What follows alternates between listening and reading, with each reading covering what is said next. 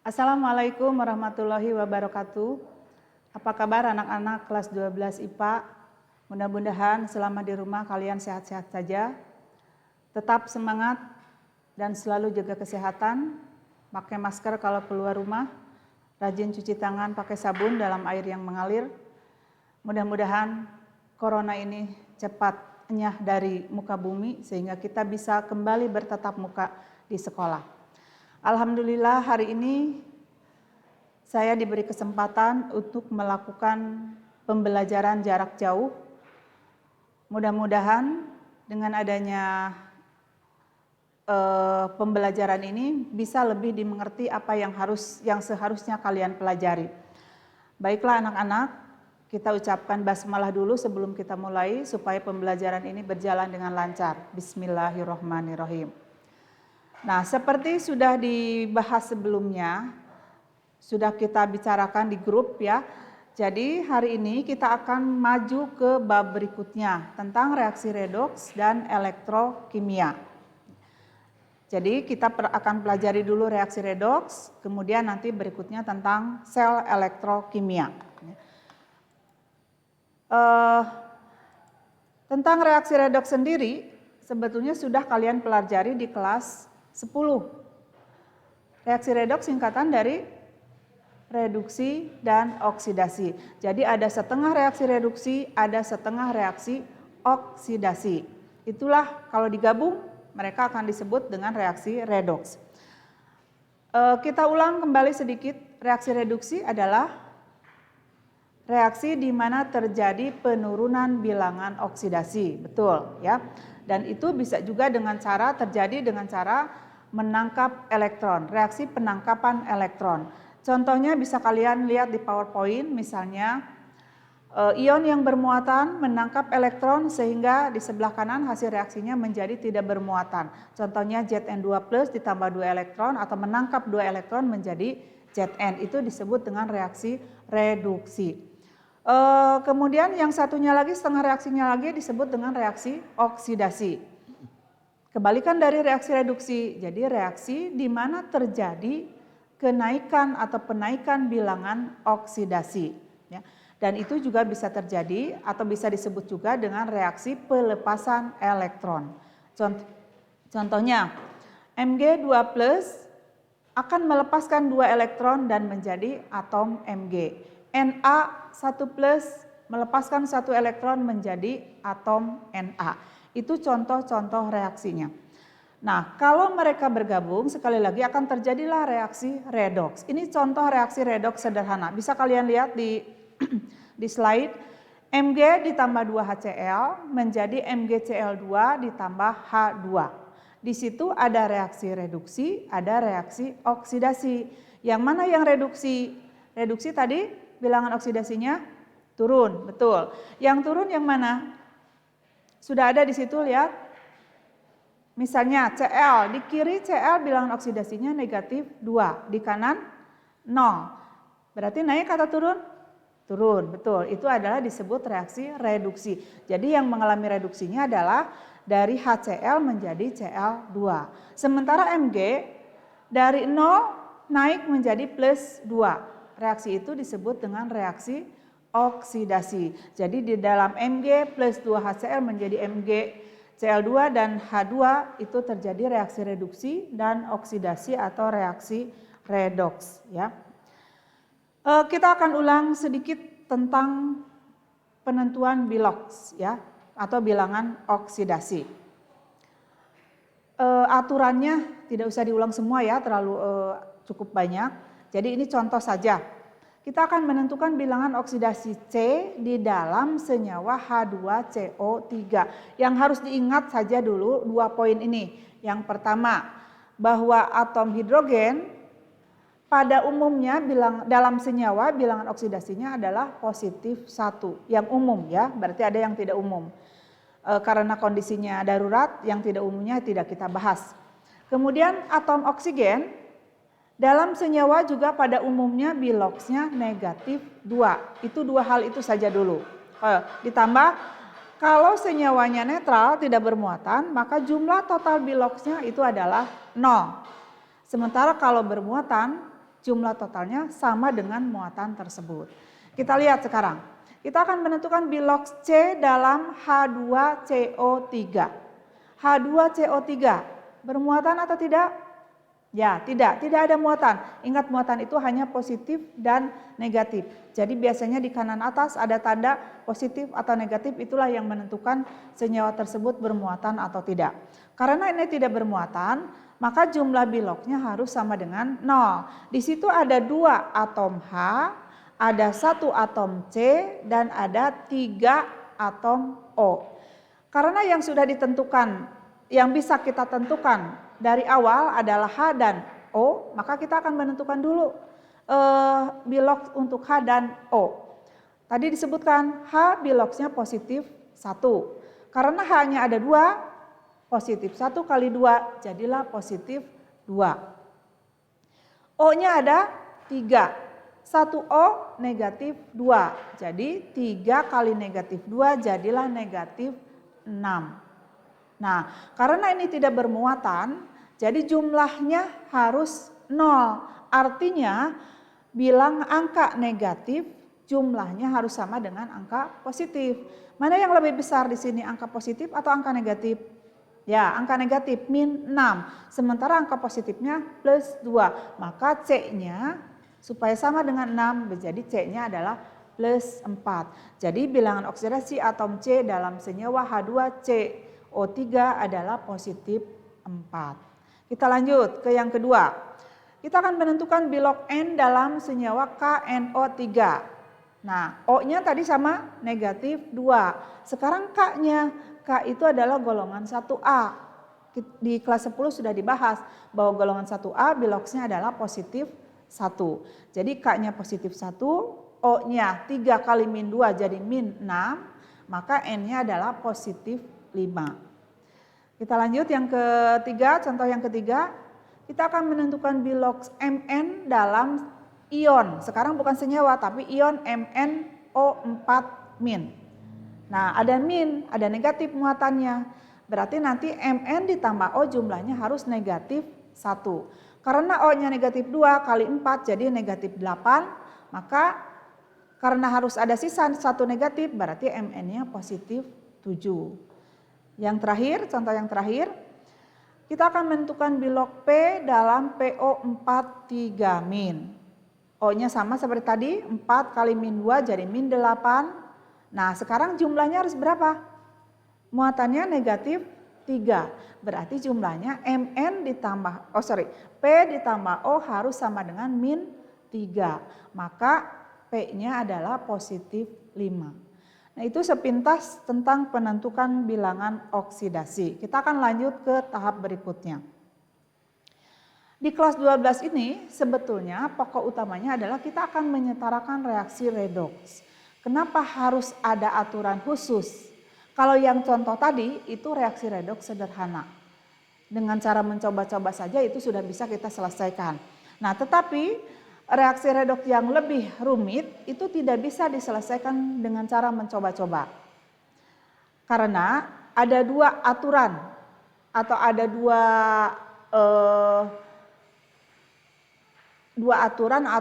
bukan dua aturan sih namanya. Ada 2 ketentuan. Reaksi redoks itu dikatakan setara jika yang pertama, jumlah atom sebelum reaksi sama dengan jumlah atom sesudah reaksi. Yang kedua, jumlah muatan sebelum reaksi sama dengan jumlah muatan sesudah reaksi. Ada 2 cara untuk menyetarakan reaksi redoks. Yang pertama, dengan cara perubahan bilangan oksidasi. Dan yang kedua dengan cara ion elektron atau cara setengah reaksi. Nah, kita akan bahas yang pertama yaitu cara perubahan bilangan oksidasi. Ini tahapan-tahapannya. Bisa kalian baca.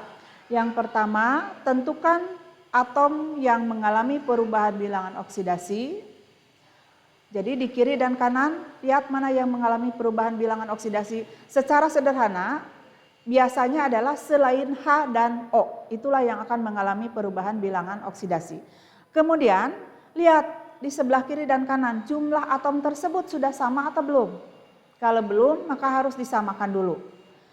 Berikutnya, tentukan jumlah kenaikan bilangan oksidasi dan penurunan bilangan oksidasi. Kemudian, samakan naiknya berapa, turunnya berapa. Nanti kita lihat bagaimana cara menyamakannya. Kemudian, setarakan jumlah muatan dengan menambahkan ion H+ pada suasananya asam dan menambahkan ion OH- pada suasana basa. Dan yang terakhir, setarakan jumlah atom hidrogen dengan menambahkan molekul H2O pada bagian yang berlawanan. Apa maksud yang terakhir ini? Misalnya, kita menambahkan H+ di sebelah kiri, maka untuk menyamakannya kita tambahkan H2O di sebelah kanan. Kalau H+-nya di sebelah kanan, berarti H2O-nya di sebelah kiri. Begitu juga dengan OH-. Paham ya?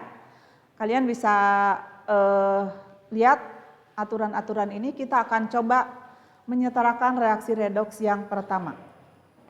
Ini ada reaksi redoks. Fe3+ ditambah Mn2+ menjadi Fe2+ ditambah MnO4-. Ya. Suasananya basa, betul. Kita akan setarakan. Perhatikan yang pertama apa? Menyetarakan atau menentukan dulu jumlah atom yang mengalami perubahan bilangan oksidasi. Tadi sudah disebutkan bahwa yang untuk memudahkan yang mengalami perubahan bilangan oksidasi itu biasanya adalah selain H dan O. Jadi yang kita lihat nanti di sini Fe dan Mn. Perhatikan, inilah yang mengalami perubahan bilangan oksidasi. Sekarang sudah samakah belum?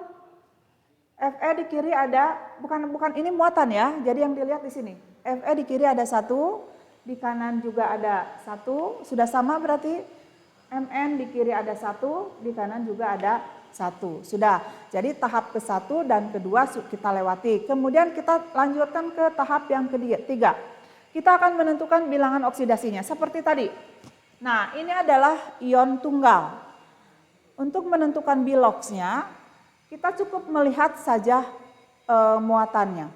Ini muatannya 3+, berarti bilox dari Fe3+ adalah positif 3. Kita tulis di sini. Kemudian ini juga sama, Mn2+. Muatannya 2+, maka di sini kita tulis positif 2. Ya, ini Fe2+, kita tulis di sini positif 2. Nah, ini contoh yang tadi ya. 1 min, O-nya -8, harus ada sisa 1, berarti Mn-nya +7. Gitu. Sekarang kita lihat berapa naiknya, berapa turunnya. Fe dari positif 3 ke positif 1, kita tarik garis seperti ini. Ya, ingat harus untuk unsur yang sama, Fe ke Fe, jangan ke Mn, tidak akan nyambung ya. Jadi Fe ke Fe kita tarik garis, naik atau turun? Ya turun, jadi reaksinya reaksi ini turun, reaksi reduksi.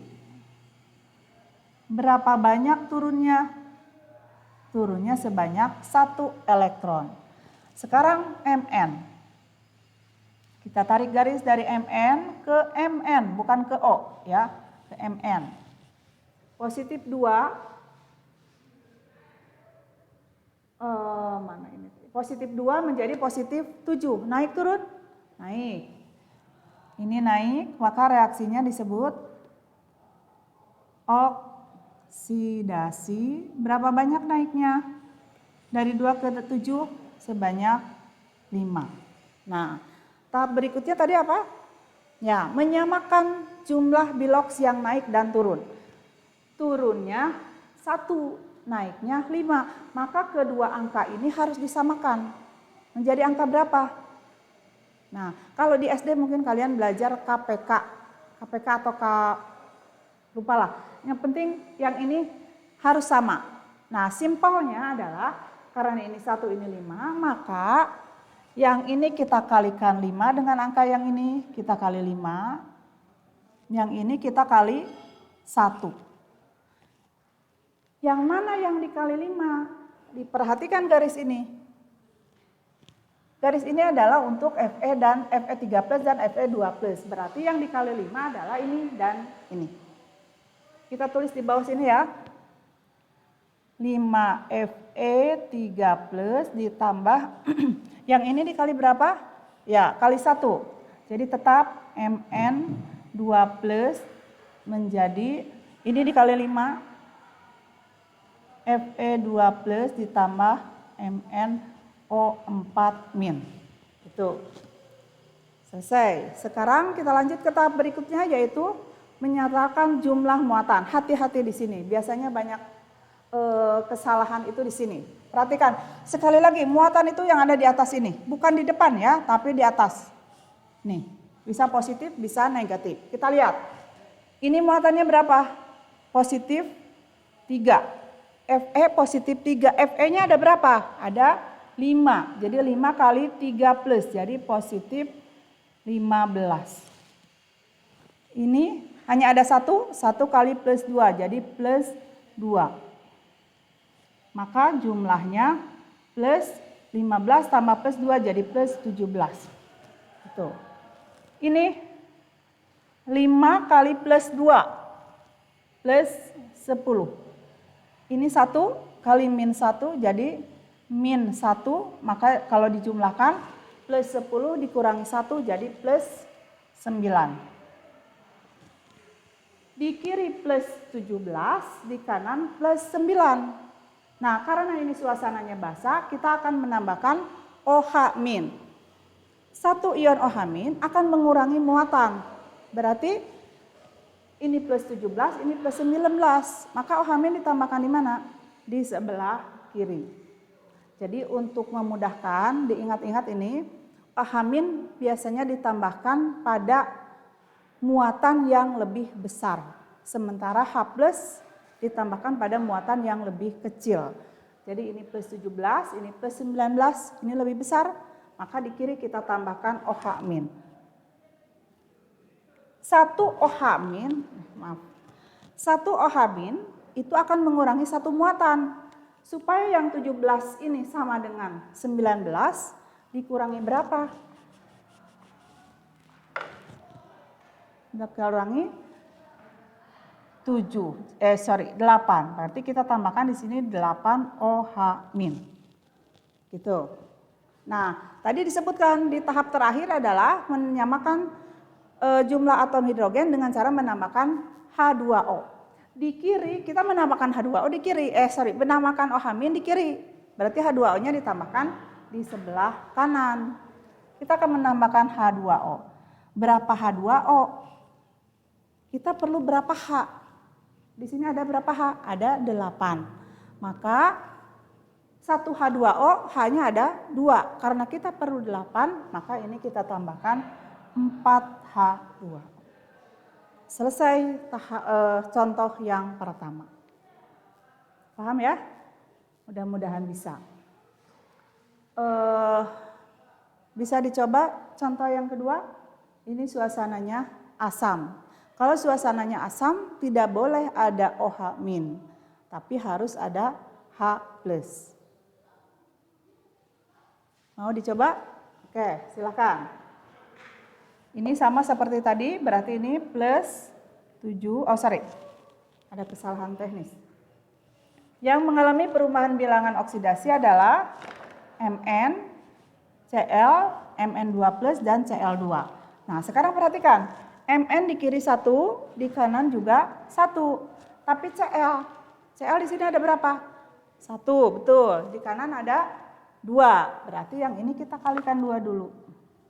Nah, mengalikan angka 2-nya bukan di belakang, tapi di depan. Lalu sekarang kita tentukan biloxnya. Ini sama seperti tadi, plus 7.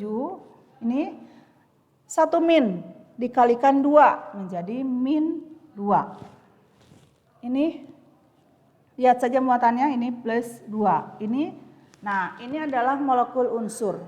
Molekul unsur biloxnya 0. Jadi ini kita tuliskan 0. Sama seperti tadi, kita tarik garis dari sini ke sini dan dari sini ke sini. Plus 7 menjadi plus 2. Naik turun? Turun. Ini reaksi reduksi. Sebanyak berapa elektron? Plus 7 jadi plus 2 berarti 5. Kita tulis gini. Sekarang dari min 2 ke 0, dari negatif ke 0, itu naik ya. Sebanyak, naik berarti reaksinya oksidasi. Sebanyak 2 elektron. Naiknya sebanyak 2 elektron. Nah, turunnya 5, naiknya 2. Bagaimana cara menyamakannya? Yang itu yang tadi. Jadi tinggal dikali silang, tapi tidak selalu harus kali silang ya. Kalau misalnya di sini 6, di sini 2, berarti yang 6 tidak dikali, yang 2 dikali 3. Ini kita kalikan 2, ini kita kalikan 5, ditukar. Kemudian angka ini masukkan sebagai koefisien, ini dikali 2. Kita tulis ini 2, ini 2, ini dikali 5. Nah ini kan sudah ada angka 2, kali 5 jadi 10. Kita ganti. Jadi 10, ini dikali 5, ini jadi 5Cl2 ya. Tahap berikutnya apa? Menentukan muatan, betul. Kita tulis di bawah dulu. Oh maaf. Dihapus dulu ya, supaya tidak bingung. Ini ditetap dulu seperti tadi, kita pindahkan ke bawah saja.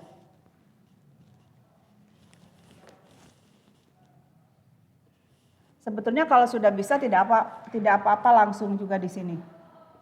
Cuma supaya tidak membingungkan, jadi kita tulis saja di bawah. Ini dikali 2. 2MnO4- ditambah ini dikali 5 jadi 10Cl- menjadi dikali 2 Mn2+ ditambah 5Cl2. Ini hasilnya. Sekarang kita tentukan muatannya. 2 kali min 1 seperti tadi, ini min 2, 10 kali min 2, min 1, min 10, jadi jumlahnya min 2, min 10, min 12. 2 kali plus 4, 2 kali plus 2 maksudnya jadi plus 4. Di sini berapa muatannya? Ada tanda positif negatif tidak di sini? Nah kalau tidak ada berarti ini muatannya 0. Berarti plus 4 ditambah 0 ini plus 4. Ini suasananya asam. Ya, suasananya asam, maka kita harus menambahkan ion H+. Tadi disebutkan kalau H+ ditambahkan pada muatan yang lebih besar apa kecil? Lebih kecil. Mana yang lebih kecil? Ini ya. Berarti di sini ini min. Nah, ini yang kadang-kadang suka membingungkan untuk kalian. Dari min ke positif. Ini selisihnya berapa? Bukan 8, tapi 16. Betul. Maka di sini kita tambahkan 16H+. Di sini H+ ada di kiri, maka di sini kita tambahkan H2O. Berapa H2O? 1 H2O, ada 2H.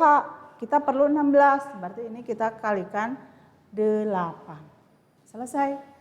Itu ada 2 contoh, yang asam, yang suasana asam dan suasana basa. Ini ada 2 soal lagi, silakan kalian coba.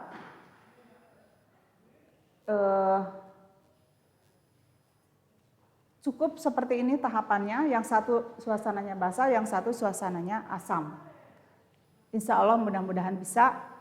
Kalau masih ada yang bingung, kita bisa diskusi lagi di grup WA kita ya. Kemudian setelah mencoba latihan yang ini, sudah ada soal di classroom, silakan dikerjakan dan dikumpulkan. Ingat, karena ini bukan soal pilihan ganda dan nanti harus diperiksa, usahakan tulisannya harus rapi, bisa terbaca. Kalau tidak terbaca, tidak akan diperiksa. Ya, ada 2 soal, yang satu suasananya asam, yang satu suasananya basa. Sekali lagi ini bisa dicoba dulu, bisa kalau yang sudah bisa berbagi nanti silakan di-share di grup WA supaya teman-teman yang masih bingung nanti bisa bertanya. Itu saja mungkin yang bisa saya sampaikan pada kesempatan ini. Mudah-mudahan bisa lebih mengerti. Kalaupun tidak, sekali lagi kita nanti bisa berdiskusi lagi. Dan ke depan mudah-mudahan masih ada kesempatan lagi sebab untuk bab ke-1, ya terutama yang ini terakhir ini hitungan yang agak sulit kalau hanya lewat WA saja ya. Jadi sekali lagi silakan yang mau bertanya bisa langsung komunikasi di grup WA. Terima kasih. Assalamualaikum warahmatullahi wabarakatuh.